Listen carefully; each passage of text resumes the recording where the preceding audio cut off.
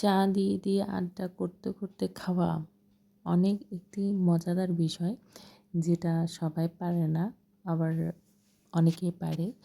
So hello everyone, আসসালামু আলাইকুম, welcome to my another new blog. আজকে একটা হোটেলের রিভিউ নিয়ে আমি চলে আসলাম। এটা অবশ্য আমার ব্যক্তিগত রিভিউ। সো আজকে যেটা বলতে চাচ্ছি আমি, সেটা হচ্ছে আমার ব্যক্তিগত রিভিউ এটা, যেটা আমি একটি হোটেলে খেয়েছিলাম।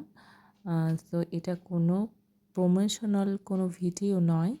সো এটা জাস্ট আমার ব্যক্তিগত ভালো লাগার থেকেই বলা। সো এটা হচ্ছে মেম্বার হোটেল, চট্টগ্রামে রয়েছে মেম্বার হোটেল।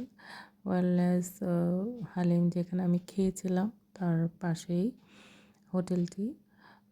সো আমি মানে ডিম নিয়েছি, একটা ডিম কারি নিয়েছি, একটা কবুতর নিয়েছি, একটা শুটকি নিয়েছি, একটা বালাচাও শুটকি নিয়েছি।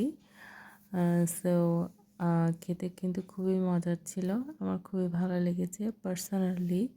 কবুতরটা খুবই মজা হয়েছিল।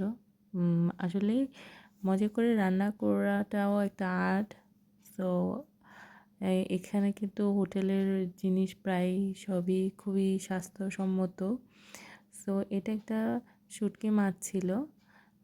শুটকি বলতে এটা ছিল আপনার ছোট মাছের শুটকি। এটা খেয়ে আমার খুবই ভালো লেগেছে, ঝাল ঝাল ছিল। সো আমার খেতে ভালো লেগেছে বলে আসলে সবার ভালো লাগবে তাও কিন্তু না।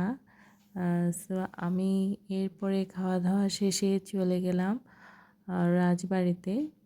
আমার রাজবাড়ির চা খুবই মজা লাগে। সো আমি আড্ডা দিতে দিতে একটু ভিডিও নিয়ে নিলাম। ওখানকার ডেকোরেশন জাস্ট ওয়াও, আসলেই সুন্দর, খুবই সুন্দর করে সাজানো, এবং চেয়ারগুলো খুবই আরামদায়ক ছিল। যদিও এটা বলার দরকার নেই, বাট দেখতে সুন্দর ছিল। সো এটাই হচ্ছে কথা। আর আমার যখন চা চলে আসে তখন আমি চাতে সবাই বিস্কুট ডুবিয়ে ডুবিয়ে খেতে ভালোবাসে, অবশ্য আমিও পছন্দ করি, কিন্তু ওখানে তো বিস্কুট ছিল না। তো আমি একটা পরোটা অর্ডার করেছিলাম, পরোটা দিয়ে চা দিয়ে খেতে কিন্তু খুবই মজা হয়। আপনারাও ট্রাই করে দেখতে পারেন এটা, যে চা দিয়ে পরোটা দিয়ে খেতে কেমন লাগে।